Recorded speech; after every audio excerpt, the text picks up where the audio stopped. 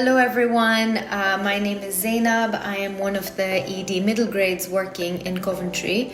I am originally from Tanzania, East Africa, which is where I grew up and went to medical school, and then spent 2.5 years working in the largest ED in Tanzania. The transition from working in a developing country to then coming to the UK was definitely one of the most significant events in my career and my life, and I'm looking forward to spending this evening discussing global emergency medicine, what it's like working in developing countries, the challenges, the good times, and how much we can give back to the countries we come from. Thank you. My name is Dr. Rizwan Riyaz. I am an excellent emergency medicine consultant, currently based in University Hospital of Derby and Burton. I'm a medical toxicologist. And I'm also a chair of Royal College of Emergency Medicine, the Specialty Interest Group Committee for last 2 years. And I am very delighted to talk to you guys about this very important collaborative topic about global health. And in a EM context, my current role is I am involved in different kind of projects back home, including teaching medical students emergency medicine and toxicology training.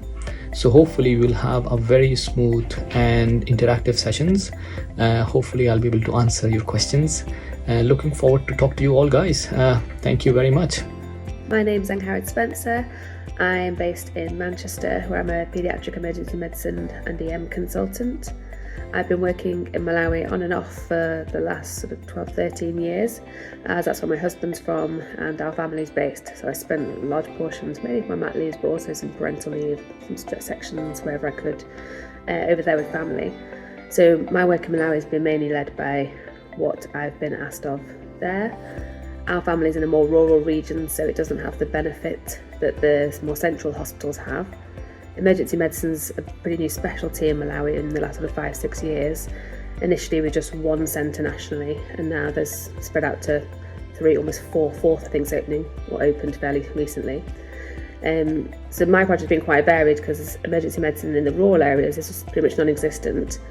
And the biggest project I've been involved with, which was in the old days of doing the QIP, is setting up a lay responder pre-hospital care emergency service, which has been ongoing for the last sort of 5-6 years. As well as that, I've been involved in things led by the local child protection committee, using the paediatric emergency skills and the base I've got in the UK. So yeah, looking forward to hearing from everyone their experiences and how those of us in the diaspora can try and support things. Hello, I'm Ayman Jundi. In my day job, I'm a consultant in emergency medicine at Lancashire Teaching Hospitals NHS Foundation Trust, and in my other day job, I'm a clinical senior lecturer at the University of Central Lancashire, delivering an MSc course in disaster medicine, a course that I developed over the past 3 or 4 years. I come from Syria, and I was born, brought up and educated at the beautiful city of Damascus. After I qualified, I worked at the American University in Beirut at the height of the Lebanese Civil War and during the Israeli invasion in 1982, an experience that much as I would love to forget, much as I know I never will.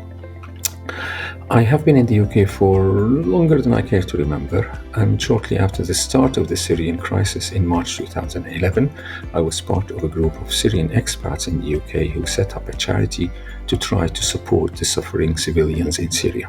We called it Syria Relief.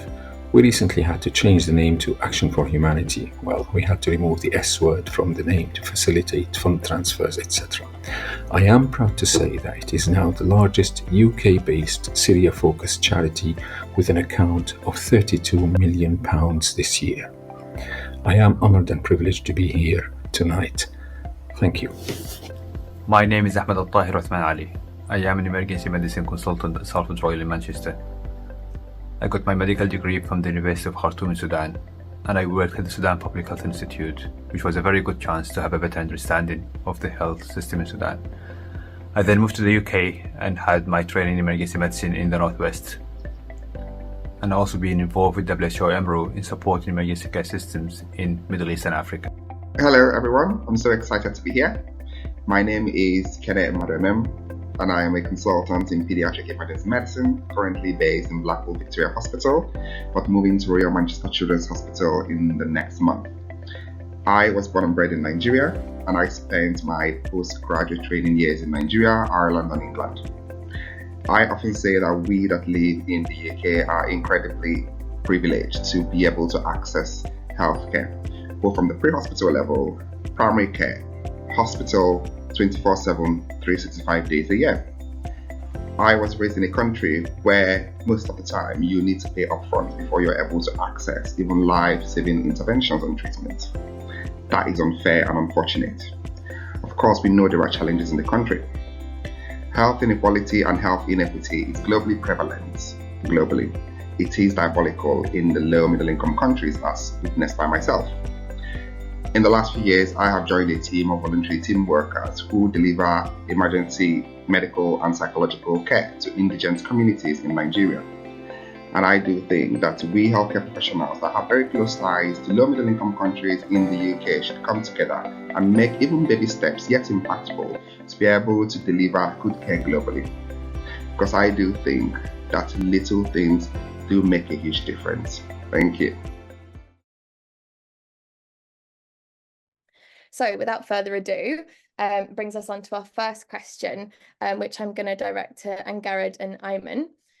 What do you think the practice of UK emergency care has to offer countries like Syria and Malawi? Shall I start, or will Angharad want? Yep, go ahead. Okay. Well, believe it or not, emergency medicine is actually a fledgling specialty. When I first started emergency medicine in the UK, we did not have a Royal College. We had something called Casualty Surgeons Association, which then became the British Association of Emergency Medicine. And at the same time, there was a faculty of accident and emergency medicine of the Royal College of Surgeons. And the two merged, and they became the College of Emergency Medicine, which later became, of course, the Royal College of Emergency Medicine, thanks to the amazing effort of the late Cliff Mann, of course, whose effort in converting it into a Royal College and getting a Royal Assent was really very, very significant.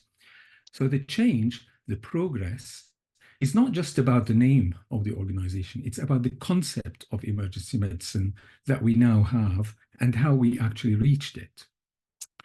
In the old days, casualty doctors, as we were called in those days, used to deal with wounds and simple fractures, and then acute medical or surgical emergencies were dealt with directly by the specialties that thought they had the direct impact on the presentation.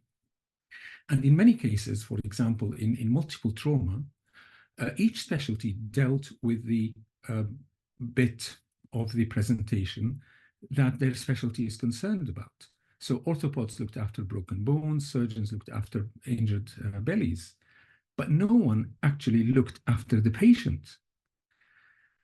Now, in the UK, we have moved from that to the holistic patient care. In Syria, we are still where we were in the UK 40 years ago. So now, with the invaluable contribution of a dedicated team from the Royal College of Emergency Medicine, we are developing a comprehensive training program for the newly recognized emergency physicians.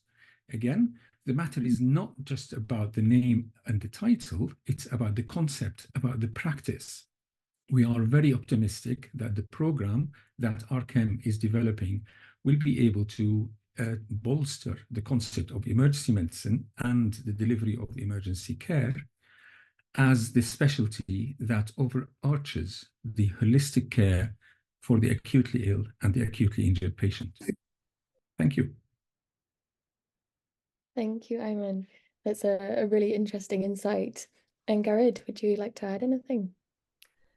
Yes, well, so I think the situation is sort of similar, but a lot of differences in Malawi. That again, it's a very fledgling specialty. There's been a formal partnership with Scotland, Malawi. The government from Malawi have asked them to a particular department in Scotland to help establish the initial emergency department. It was about 10 years ago. And they've had a persisting relationship in terms of support development to allow them to become sustaining and self-sustaining. And they've also been involved, I think, in the establishment of the other three. my involvement's been slightly different. I think ties into that sort of baby steps approach that if you're not in the capital or one of these 3 centres, you're rurally, there is no emergency care. When I first got involved, it's because we'd lost a family member to an RTA. And I was talking to the police locally about how they manage these. And essentially, it's if you've not got an airway, you've got a head injury, very simple things that we approach from our systematic way of doing emergency medicine, they can save lives. There's a lot we can't do, but the basics can make a big difference. So it's sort of been led by that partnership that I think we bring our skills in of our ABC, our ATLS, thinking about a structure, thinking about what we can do. And I think that's what we're good at in emergency medicine. It's being pragmatists.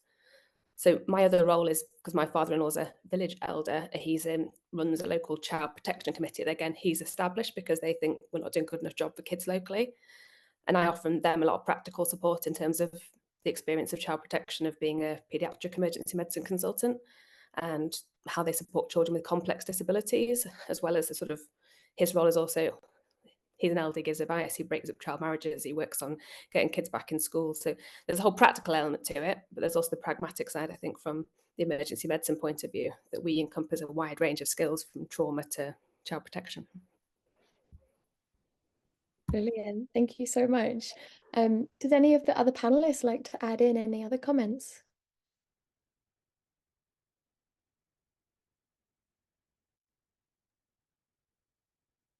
And if not, I think we'll move on to our second question. So this question we're going to give to Rizwan and Zaynab. So in your experience of both places, are there specific aspects of emergency care in countries like Pakistan and Tanzania, so we'll start with Rizwan with Pakistan, which you think would help improve UK emergency care? Absolutely. My experience working in both Pakistan and United Kingdom give me a very specific insight about emergency care, how it's being practiced in Pakistan, and how I learned to develop my further skill in UK. So the things which we be able to incorporate is like the 4 fundamental things which I find like very intuitive in Pakistan, which was used during my career in Pakistan. Like we've been so reliant on resourcefulness in countries like Pakistan, where resources would be really limited, and healthcare professionals come up with like often very innovative solutions, which were being practiced and witnessed during the COVID time and pre-COVID time as well. Like, for example, the usefulness of the telemedicine, usefulness of like international experience, like for example me providing them consultation online for the various toxicological patients, and pretty much having a virtual poison center working in Pakistan based on me and some of the colleagues who are practicing internationally, including America, including Australia. A few of my colleagues are working, and we are collaborating on different ventures, which is one of the fundamental things we think is improving healthcare, although it's on very limited sites, pretty much based on main cities like Karachi and Islamabad, which needs to expand. However, this is an immense work which is going on in Pakistan currently. Secondly, the community involvement. I cherish that I grew up in a culture where community involvement is like fundamentally important. And in Karachi, we have like one of the largest network of charity-based hospitals and charity-based ambulance networks. I think some of you might hear of AD Foundation. He's one of the largest ambulance network, completely based on charity networks, no funding from the government, and which is pretty much doing the paramedics job in the country. Although they are not very skilled, but at the same time, they are providing transportations from the remote areas of Pakistan to getting them to the hospital and providing them emergency care. We improved that while I was in Pakistan by providing them emergency assistance. And then there is a private sector come in and they become like more skillful, having a Naman Foundation, which is another example of having a community-based paramedic network. There is still a long way to go. So I have not witnessed any kind of this community involvement. And in current crisis, like for example, NHS is overloaded. We significantly require some community involvement to overcome some of the problems which can be dealt and at a community level rather than coming to the hospitals. Adaptability is another thing which I will focus on, that in a resource constrained settings. This demonstrate exceptional in a challenging situation. It provide like a significant input. I learned that we've been in Pakistan. We have limited resources. We are adaptable to different situations. For example, there were like certain disaster like flooding, earthquake. So we've been really unique in providing solutions to that. For example, there was an major earthquake in 2007, and we moved pretty much the whole hospital set from cities and took it to the remote areas of Pakistan, providing them emergency care, having an operation based in northern areas of Pakistan. So it was a very significant impact provided care to the people. Next is like interdisciplinary collaboration. I think this is one of the things. There is a long way to go in UK to have a more collaboration. As Dr. Ayman already mentioned, that emergency medicine is new in the country. Still, we are developing. So our collaboration is still required at a different level. For example, when I have an example from back home, that we are collaborating to different cities for having an expert advice. Back home in Pakistan, for having a neurosurgeon available in certain part of the city, but they are not available in different remote areas. So I think we need to structure more on that interdisciplinary collaboration. So I think based on these relevant aspects of emergency medicine care, both countries in Pakistan and UK, that could be more robust, responsive, and inclusive culture. Thank you. Thanks, Rizwan. And Zaynab, same question to you with respect to Tanzania.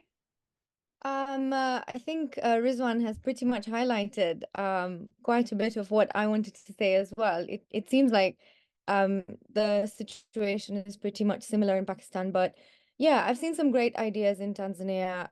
Resource savers is one of them, where we would, use suture trays or kits that were reusable. So we'd sterilize them, just add in a tube, and that would not only be cost effective, but it would also save the planet.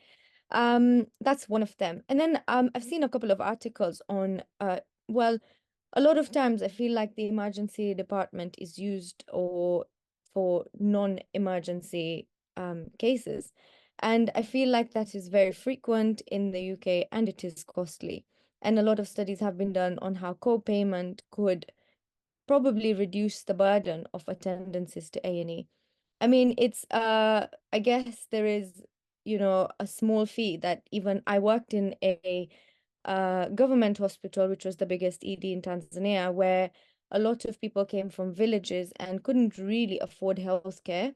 And there was a triage system as to who would be entitled to completely free treatment, or who would be entitled to some concession and things like that. I think that would, I mean, in the UK, one of the main things that people think about before coming to A&E is they'll probably look on the website and see what the waiting times are. And I feel like that's going to be so much better. And in regards to not just waiting times, but resources and things like that, I think something like that would be something to look into in the future. Brilliant. Thank you both.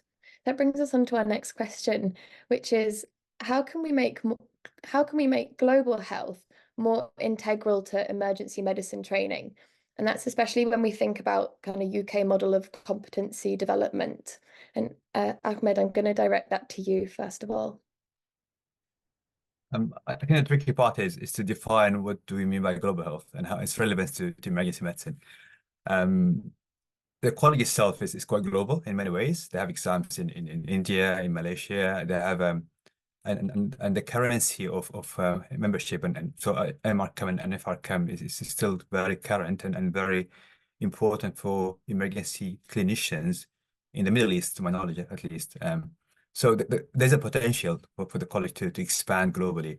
I think, but how to use that and get the thing globally, act locally. So how to use that and try to benefit from it to improve the competencies we have in the UK. So I think the curriculum itself is very UK focused, with very kind of small variation. We have a very similar way of practice in the UK. But that's very focused on the emergency departments, very little to do with pre-hospital for the mainstream, and not much to do with the emergency care system as such. So there is a chance for the college to expand the curriculum based on the experiences from other countries, and try to move to that global status, and identify the bit that can be relevant to the UK, that can improve the UK. Many of the issues we're dealing with are global issues, crowding, boarding. These are common challenges, and many countries have better solutions for that, but we have to look actively for them. We have to get to use them and incorporate them in the curriculum, and then ask our trainees to think, as I said, globally, and then act locally. Great, thank you, Ahmed. And Angharad, how would you answer this question? I think I agree with Ahmed that challenges say what is global health. It's different things to different people. For me, I think the key tenets are advocacy and equity, and that encompasses such a wide range of topics. So like you said, I think the college has been quite a leader in terms of green ED, which I think is fabulous. And that massively impacts the work in Malawi of like the cyclones, devastation. They've had massive amounts of trauma. And I think many low-income countries are really facing the brunt of what's been created in high-income countries. So we've been trying to lead on ED, and I consider that global health work. And I think from the other point of view, I think the curriculum is so broad, but it's so open to interpretation. So like, for example, I know I did the old style QIP, but I did my QIP in Malawi, and there was no problem with that with the college. We can interpret the curriculum to how we want to utilize it. There's things like the management portfolio in terms of producing guidelines. People, I'm sure, in this room are producing guidelines that are being used overseas to develop global health. And similar, organising a training day. You know, people are very involved in training overseas. That can be, there's a lot of stuff that we do that maybe we aren't badging as global health, but can definitely be incorporated into that banner, because there's clearly an appetite for it. And I think because people who work in emergency medicine are people who care about advocacy and equity, and that's why I think there's such interest and appetite for people to be involved in this work. So I'd say broad church interpretation. I think they're really great answers, and I suppose it's an interesting next question to connect with that, because if we do manage to achieve this in terms of making it more integral and building, this next question has become really relevant. So it's a question for Kene and Rizwan. How do you balance your busy careers in the UK with your global health work, especially being NHS emergency medicine, or paediatric emergency medicine consultants? And in addition, a little extra is, how has your trust actually supported this? So we'll start with Kene. Okay. Hi. So it's an interesting question. I think Rizwan and I kind of had a big chat about, balancing busy careers in the UK with global health work. And I think it's relevant for me to bring it, to come from a trainee perspective, because I'm sure there are lots of trainees on the call as well. And I think it's really important for us to think about it even as very non-consultant clinicians, and then carry on as consultants. So I think as a trainee, it becomes very tricky to, get some time off to do some global health work. As a trainee, I was a pediatric trainee just until 2 years ago.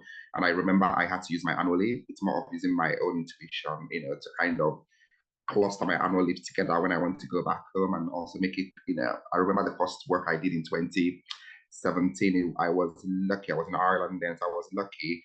The outreach program being held in the rural setting actually was the same period of my sister's wedding, which was great. So I kind of went, used one stone to kill three birds. And so some colleagues that I know have taken time out of training, like 6 months in East Africa, and have combined it with their own subspecialty interests, like infectious disease in Malawi and in Kenya. Having said that, I do acknowledge the challenges if one is an international medical graduate and a migrant reliant on a visa to work. That becomes very tricky, because you really have a lot of ideas or a lot of things to do. You're looking at that, your work settlement. You really can't take that huge amount of time out of training or out of your work, because it will impact on your visa and your settlement in the UK. So I would say that from that aspect, I think working very closely with global organizations, depending on medium or large scale or even small scale, to kind of use your annual leave. There are some work going around in the country where you can actually join some organizations who go down to Africa for about 3 weeks. So that wouldn't necessarily impact on your immigration status. So I'm trying to be realistic and pragmatic here, that I'm in as much as a lot of international medical graduates that are working in the UK, they want to do lots of work back home, but there's this element of, will it affect my visa, actually impacting our decision to move forward. I think, however, getting time off NHS in the current climate with busy NHS schedule is difficult, and I think will require a lot of negotiation. I personally am looking forward, as I discussed with Rizwan, I'm looking forward to actually working with my trust and negotiate and actually do some bargain as to how I can take some sabbatical for about a few months to go to a country in Africa to do stuff. But overall, I think it's challenging, and I'm really looking forward for anyone who has ideas on how trust has supported them so far to benefit from that as well.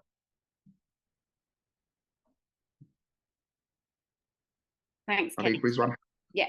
Yeah. So Rizwan's next. Yeah. Thank you, Kenny. I think you pretty much covered the perspective which I was using, struggling for last 3 or 4 years when I was a trainee. It's pretty much the same situation. It was very difficult to get a time. But I'd say it's very challenging, but at the same time, it's very rewarding endeavor. And based on my current job plan, it's basically I'm working as a full-time 10 p.m.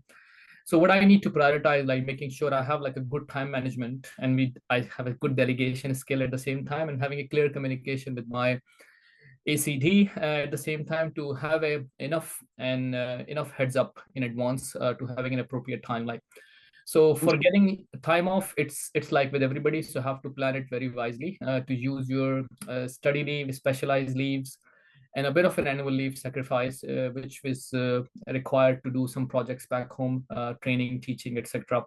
Majority of them, because we are living in an era which we can do a lot of things like this, we are having an online session, so which makes our life a little bit easier. So I was working in a shift in the daytime, but I'm still able to do this. Otherwise, if it would be a face-to-face, wouldn't be possible. So some of the challenges at the same time, some rewarding things happened because of COVID. We ended up doing more tasks than we used to do. So in summary, I would say is basically require a careful planning, making sure we have like heads up to the calendar in advance, so to plan appropriately. Sometimes you have to juggle around between your personal holiday time and the same time. Like for example, when I go to Pakistan, I plan some of the lectures over there, and I have done this in the past. So when I'm visiting my back home in Karachi, and I'm scheduling few lectures over there at the same time, so a couple of days had to juggle around. There is immense collaboration from my ACD and at trust level. They're not providing me any extra time, but they are very flexible in terms of providing me opportunity to work and having in specialized leave for my some of these projects, which is really helpful and useful. But it is challenging. Thank you. Can I add one point in, just in case people aren't aware of it, is I've taken a lot of my leave as parental leave. So obviously you do have to have children, but I think a lot of people aren't aware you can take 4 weeks per child per year until they're 18. So I've taken several periods of 6 weeks at a time that my trust have been very supportive of, because they can't actually decline it because it's a statutory right, just in case. HR weren't very happy when I told my colleagues, because now a few people are taking it. Adopt a child then, yeah. Thank you. That's very interesting. I didn't know that. We never had that in my days. Thank you both. It's nice to hear that there is some kind of support, at least at some end, at the end of the tunnel. So it brings us on to our next question, which I'm going to direct to Ahmed and Zaynab. And the question is, how are we best placed to nurture effective overseas collaboration in emergency care in countries such as yours in sub-Saharan Africa? So Zaynab, would you like to answer first? Yeah, I think in regards to this question, I think the first idea that came into my head was exchange programs, because when I worked in Tanzania, we had so many foreign students, so many foreign doctors. We'd sit by the beach, have these lovely sessions on infectious diseases because they'd love to know more about it. It was all very nice. And I just think something like that would basically each partner would see what the other goes through, the challenges, and then you just exchange ideas, basically research ideas as well. We had something called the Emergency Medical Association of Tanzania, which focused mostly on training for their trainees and, like ALS, ATLS, things like that. So something like that in collaboration with the UK would be something I think our countries would benefit from. And mostly as well supporting research, ideas to come from Africa, and then people, let's say us from the UK, could support them in understanding research, formulating research questions, assisting in like writing like a grant, proposal, things like that. But the first authors to be from Africa. And then something fun, such as maybe climbing Kilimanjaro. So we could all go from the UK, climb Kilimanjaro, raise some money to buy an ultrasound machine for my emergency department in Tanzania. That would be great. But yeah, things like that.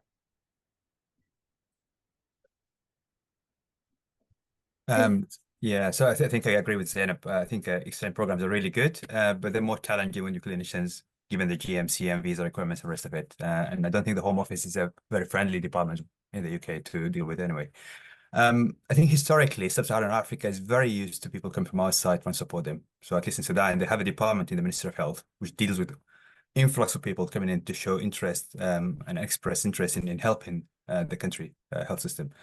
And to have an added value to this, you have to do your homework. You can't simply go there and say, I'm a clinician here, I can provide something to you. I think you have to learn what you can provide from the UK. So learn more about the system here and what extra you can add, you can provide, and to learn about the system there. So in my head, the main two categories there, either you provide humanitarian support, there's a disaster, you go there, and it's fine to go for a few weeks and come back. That can be beneficial. But if you're trying to support the system itself, then you have to fit into the system. You have to know exactly what you're providing. Is it education for trainees? Is it a small part of a bigger project? But you can't go there, assume you can stay for a week and two, and you're doing something useful. And I remember very well in Sudan, they've been, I would say, resistant, but they're not happy with people offering help just to have a week or two and then disappear, because it doesn't help the whole system as such. And even bringing machines, unless they're having maintenance and having companies to maintain them, this machine will disappear and train people to use them. They're going to disappear in a week or two. So we need to do more homework, learning about the country we're going to, the system we're going to, as well as what we can provide ourselves, I think. And in the UK, it's a bit hard to know exactly what you can provide. So I think a platform like Gecko is very useful, because you can speak to other people, say what you've been doing in these countries and try to copy that into your country. So it goes both ways, as Zainab said. You have to think what you can provide and also what you can learn from that country and what you can bring back to the UK. Thanks, Ahmed. There's a couple of people posting some resources in the chat if anybody wants to take a look at that. And I think this question kind of nicely lends its way a little bit into the next question, which is our final one for the panelists. And it is focused to Ayman and Kene. So in your experience, thinking about everything you've just heard, which have been the most effective global health partnerships and why? And we're talking about your experience of what you've experienced so far.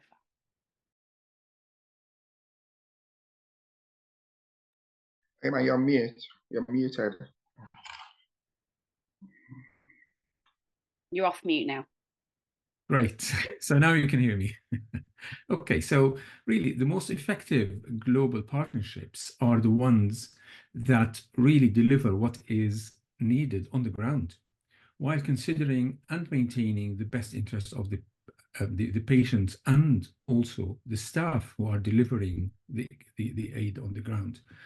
I have experience with really big, major, famous organizations that deliver outstanding healthcare on the ground, but they do it in complete isolation.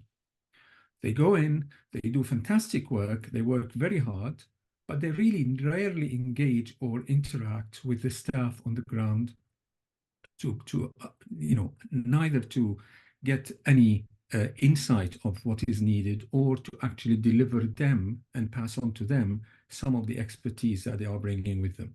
By contrast, there are smaller organizations that deliver care, really engaging with the local teams. And an example that I'm very happy to give is from my personal experience with the David Knott Foundation. They go there and their focus is really on engaging with the staff on the ground. When David goes down to Syria, he's a good friend of ours, he spends all his time working and training staff.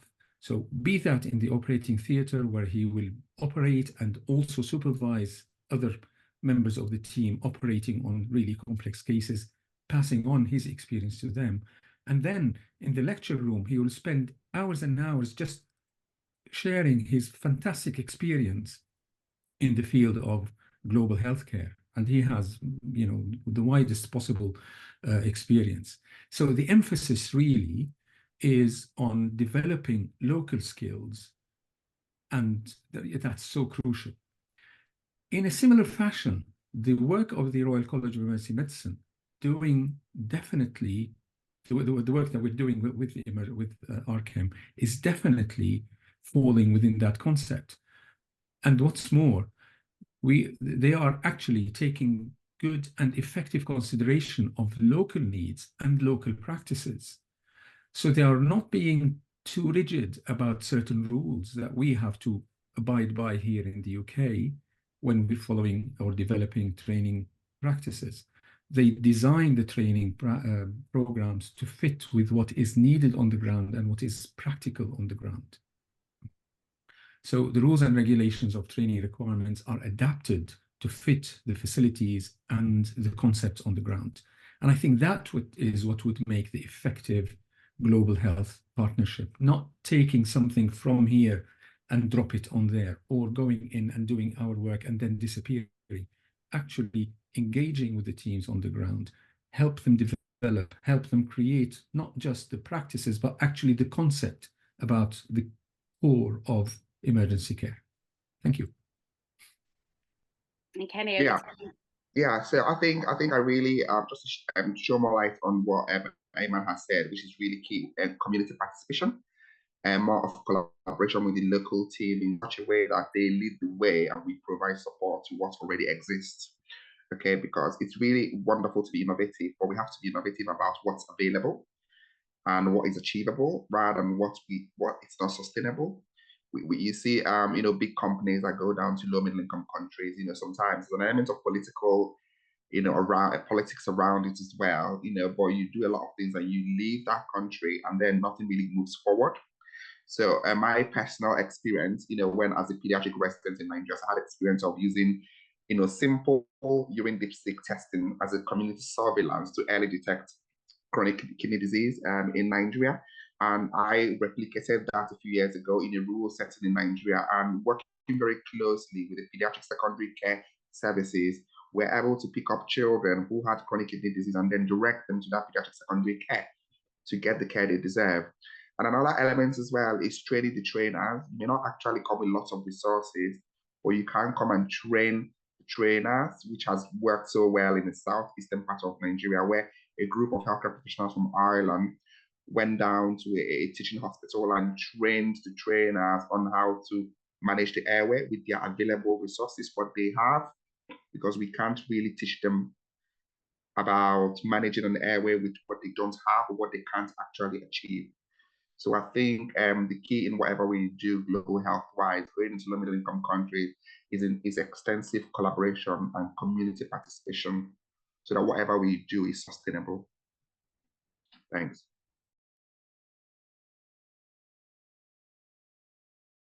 The three that we came up with was in general setting up more sustainable partnerships to foster more possibilities so that this just becomes more visible as a concept before we even think about trying to focus on diaspora engagement. The second one was rolling it back even further and thinking about our international medical graduates and supporting them better at the initial stages, particularly when they're doing exams in the UK, because the exams are designed with a UK audience in mind, so that we can get to a level playing field where we do have international medical graduates pass their exams, getting to senior levels, and then we can think about how we then best support them to do work back in their countries of origin. And putting this actual idea very firmly on the agenda, valuing it, and then exploring it more formally and actually pragmatically as opposed to aspirationally. So they were our 3 bullet points. And so I would invite Breakout 2, who I think was led by Louise, to share their bullet points. Oh, this is terrible because I don't think we really came up with 3 bullet points, Anissa. I think we talked around the question and we had a very, very interesting discussion. There was a consensus among the group that there was a need for the UK to listen better to shared learning, reciprocal learnings, and that's structures, systems, and also individuals. And there's a need for more of an open-mindedness in the UK and less of a stubbornness. And we sort of badged that under the umbrella of decolonisation. So we thought that that was what we wanted to be moving towards. I think we then spoke about how we might move towards that. So we thought about case examples, and Rizwan and Nangti shared some really great examples of how they, as experts, were often not heard in the UK on an individual level, but also then at a structural level with training not being recognised. And these were sort of really tangible examples that I think, you know, if people were to get hold of, and you could sort of, you know, platform those and learn from them. And we spoke about how we could be done through guidelines, which need to be appropriate for different settings, not just UK focused, also through training and through research. And then I think thirdly, we spoke about what next. We agreed that there needs to be a decolonisation of regulatory bodies. We spoke very briefly about mandating work in global health, and I think there was some you know, discussion around that, thoughts around that.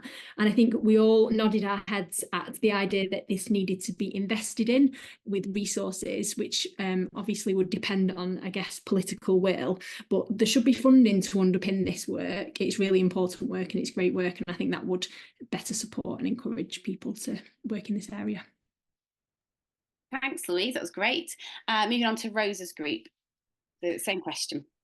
Hi, yes, so we had a similar discussion, perhaps didn't come up with 3 distinct bullet points, but we certainly had a good time discussing it along the way. So I'll try and best summarise what we came up with. So our main point really was just sort of understanding, obviously RChem has already done some great work towards this, but perhaps there's further work to be done in terms of involving diaspora colleagues, tap into their knowledge, but also to encourage engagement further.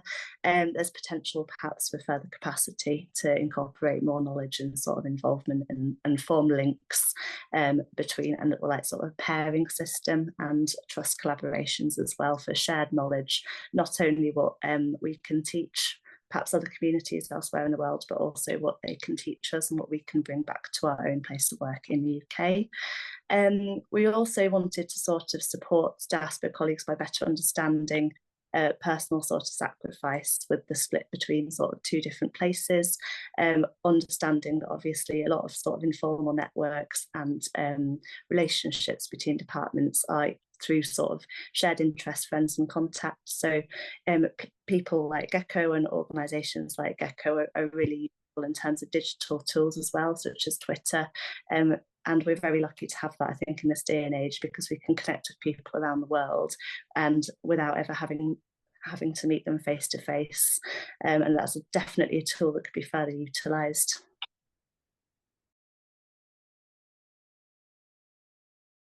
We start off with group 4, which is Naomi. Yeah, so thank you. We had a great discussion, so we kind of spoke about first saying about how, you know, the barriers are different depending on if you're thinking about kind of global health clinical practice in the UK or kind of global health work abroad. So we tried to summarise the kind of main barriers and kind of pragmatic ideas of how to get around them. So we spoke about the kind of main barriers really to working together is kind of a lack of awareness or a kind of cultural competency and kind of knowledge about kind of working together or certain conditions or whatnot. We also spoke about kind of other barriers of having kind of lack of sustainability or lack of kind of ethical standpoint of working in kind of global health setting. So when we're thinking about kind of 3 main pragmatic ideas to break down those barriers. One of the things we came up with was kind of thinking about how the out of program experiences in the UK, they're often not recognised to kind of how good they can be. So kind of campaigning to RChem or any other kind of training program that you're part of, to talk about the kind of benefit of the work abroad, and kind of being able to use that towards training, as beneficial as it is. So bigging up OPs. We also talked about kind of collaboration through kind of organised events and organised groups such as kind of Gecko and other organizations, in a way of just really getting as much experience and talking to as many different people from diaspora and non-diaspora to really just get as much information and shared information as possible.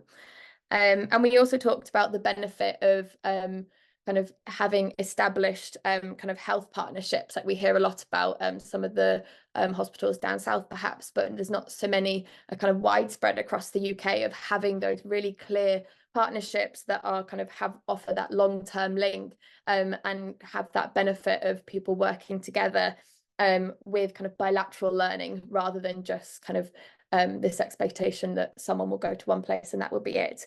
And having that idea that is then resourced and structured in a way that benefits all bodies. So yeah, I think that was our 3 main points. Thanks, Naomi. I think we're on to group 5, which was led by Beth, I think. Yeah, and we had a fantastic discussion. I think we could have talked for a lot longer. We covered some similar points.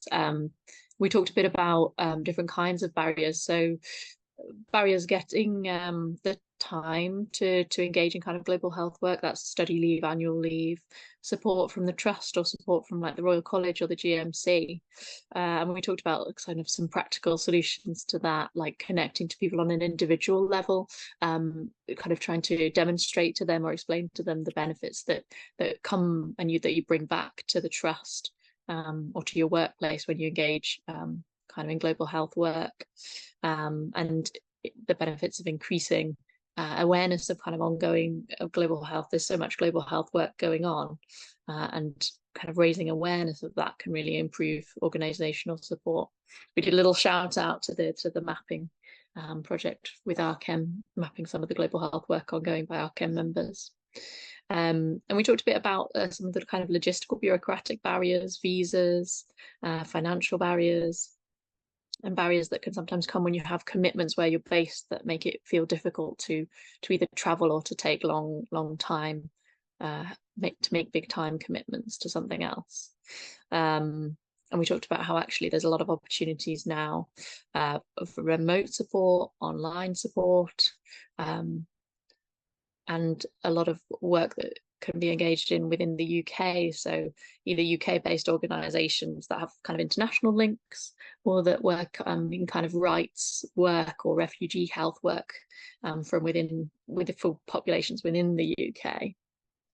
And we touched upon a bit upon the idea of health partnerships as well, as ways of enabling that. Yeah. Thank you, Beth. And last but not least, group 6 was Dan on the same question. Yeah, so I'll try not to repeat what the other groups have said. We had some similar discussions. One of the main barriers was around time, which everyone said, and I think one of the really useful points was the importance of building, like when you're establishing yourself in a department, and building that trust, and how that can allow you to have time to do this type of work, both informally and then more formally. That was really interesting to hear about. And another barrier was language and communication, and how that really does take either just time or acceptance that you do need some insider input to gain that cultural understanding as much as anything. And just a final point, which was something that we've talked about, is how global health can be a driver for attention, and that might be a way to demonstrate the value of it to partners who are less clearly see the value as it stands to us. Thanks very much. And thank you to all of our breakout leads for facilitating that. As I say, you're always a bit jealous of everything that goes on in everyone else's room, or just never really know. But it sounds like there's some great conversations that have gone on. We have a little bit of time before the event ends, around 5 minutes. If there are anybody who has any questions they want to pop into the chat that we can present to anyone who wants to answer, particularly from the panel. There was a question that came up a little bit earlier. In fact, before I move on to that, there is a comment that I don't think I noticed in the room. The chat is slightly odd insofar as it's showing some of the chat from the room and some of the chat from before.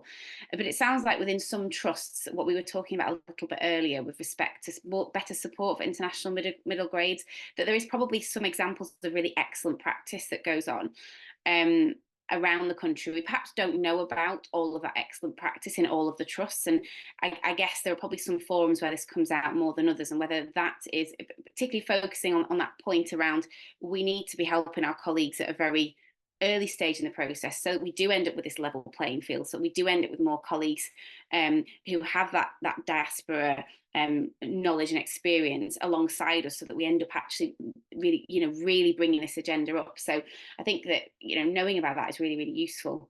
There was another question that came up just before we broke into the breakout rooms, and I'm not sure. I think we do have some of our nursing colleagues in the room. Never as many as we would like, but there's definitely a few faces and names that I've seen there, which is wonderful. And it was a question that was asked by Nangtege, which was, considering that nurses are the greater percentages of health professionals in the global south. I know we do or don't like that term, but I think we know what we're referring to when we use it.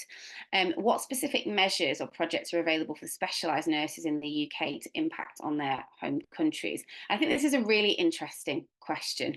I don't know if anybody has anything that they want to. I mean, I'm not a nurse, so my own experiences of this are only through, as an outsider looking in. I wonder if anyone wants to jump in with an answer to that, because it's quite a specific question, or some comments around that.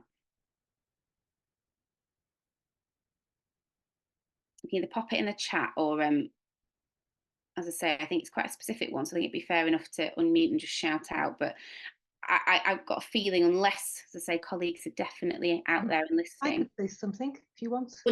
Terry? Thank you. I know the voice. All right, okay, thank you.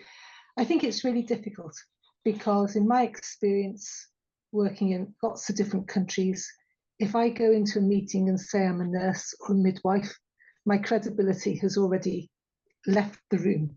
So I very rarely say I'm a nurse or a midwife. I normally say, I give myself my job title and that's it. And then they find out as I am, once we've got mutual respect, maybe then it comes out. This was especially relevant for me teaching emergency obstetric care to obstetricians and anaesthetists and paediatricians. So in Bangladesh and in Pakistan, this happened to me, and Sri Lanka, that I never told people originally that I was a nurse. I allowed them to assume whatever they wanted to. And then once they decided I was okay, I would say, oh, well, actually, by the way, I'm a nurse. And where are your nurses? So I think it is difficult. It's also very difficult to actually bring together multidisciplinary teams for trainings and to be able to have it non-hierarchical. And I've also found it very difficult to encourage nurses and midwives to be trainers rather than only doctors. So I think it's really, it's difficult, but it's doable, which doesn't answer the question that was asked, but it's more experiences of how it has been at times for me. Yeah, that's all I wanted to say. And there's a couple of people wanting to come in on this. So I think probably, and you'd be a meaty question, so I think we'll probably make it our question. So if we go for Ahmed first and then Rizwan. I think just a point to mention would be the vast majority of the workforce in emergency care globally probably are nurses eventually, especially in rural areas in these countries. What I would suggest to remember is it's not easy just to copy what we do here from training perspective to nurses and try to implement it there. So ALS, for example, is a good course here. Probably won't work in Sudan, won't work in many countries over there. So I think we have to develop what we're going to bring to these countries. I'm aware that the WHO, for example, having the basic emergency care course, which is aimed at nurses and practitioners in low and middle income countries. But again, the audience, you shouldn't be worried about the audience being doctors only. There's a big audience of nurses that need to be addressed and helped and supported as well in this country. So we have to target them. We have to ask specifically for them to be brought forward. And I know the WHO was asking specifically for nurses to be brought to the courses they're doing to make sure there's good representation of them as well.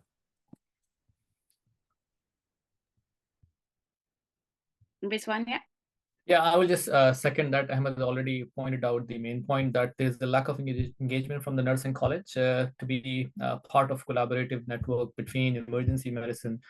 I think Royal College has to come up with the clever ideas of engaging more nursing colleagues for the courses and involving them as a part of their specialized training, because nursing, emergency nursing itself is a specialized nursing field in many of the countries. And in America, there are residency training for nurses. So if you see, like, there are the 3-year training courses for emergency medicine nursing. We need to go with, I mean, we have a long way to go forward from here, current point. But I think as a Royal College, we need to engage our nursing college and develop some combined courses to involve them and become part of the faculty. So there is more collaboration and more understanding of nursing roles, and nursing are, a pivotal part of our work. So they have to be more engagement, and we are seriously lacking in this, even despite we are having a royal status and we've been practicing emergency medicine in a developed country. Thank you, Rizwan. And I think I would encourage anybody who hasn't or didn't get a chance to join us. We had a specific event, it was a year or so ago, focusing on the emergency nurse in global health. And there was lots of these ideas that were brought up around that. So do take a look at that. It's an area that I think we comment on it a lot. It definitely is something that we can do a lot of learning from different countries. That's the first thing. The second thing, I suppose, is that as a College of Emergency Medicine, that we already exist. We know that we exist as a specialty. Once we start to establish more and more the engagement that we do in global health, we can then advocate a little bit. I always go back to the fellowship in Bristol, which is, started off, it was easier to get the doctors involved to begin with due to funding. And as time has gone on, they've been able to then advocate to bring nursing colleagues along. So I think that it shouldn't be that way around. It is that way around in the UK. And I think we have to use what we've got and keep pushing that agenda, because, it's completely the opposite way around in terms of the way the engagement functions in lots of different countries based comparative to the UK. So time is pretty much up. We're going to be 1 or 2 minutes over, so I apologise for that, but that's not bad. So I'll just give ourselves a round of applause for that timing. It's been a fantastic event. It's been brilliant to see so many people turn up, lots of new faces, and lots of ideas, and our panelists have been absolutely fantastic. I mean, I'd said to them, even if the event stops after that 6-minute video at the beginning, I think everybody's won, because it's just fantastic listening to their experiences. So thank you. I've learned so much, and I think everybody else in the room would also say the same thing. Huge thank you to Naomi, who has done enormous amounts bringing this event together. Gabby as well, who's been working crazily in the background making the tech work. She always makes my heart feel very light when she announces that she's going to support the tech. It's fantastic. She does lots of other things for us as well, but that is one of her big talents. And Charlotte, who isn't here today, who did lots of the promotional material for the event. Please do keep an eye out for the face-to-face event, which is going to take place in the summer. We try to go on a bit of a road show and take Gecko around the country. We basically go wherever anyone will give us a free venue. There's no secret to that, because we enjoy running off fumes. It's what we do. But provisionally, we're looking at London, but that may change depending on what happens. But yes, keep an eye out. There will be in any moment a QR code that pops up on screen for you to feedback. Now, I promise you with my heart, it's one question. It can take you as many seconds as you want it to take. I can also promise you that we take it very, very, very seriously, and we design all of our work, our focus, our future events around what you tell us. So please do fill it in. You can just say, yeah, it was fantastic. We like that too. You can say it was terrible. We can accept that. We're strong. If anybody has any interest in helping us support and deliver some of the stuff that we do, please get in touch. Whatever skills or ideas or time or enthusiasm you have, we have ways to use any and all of that. And we do all this voluntarily. So the more hands on deck, the absolute better. So we have had a fantastic evening. I'm sure the rest of the Echo team feel the same. Thank you so much to breakout lead panelists, everybody else, and have a lovely evening.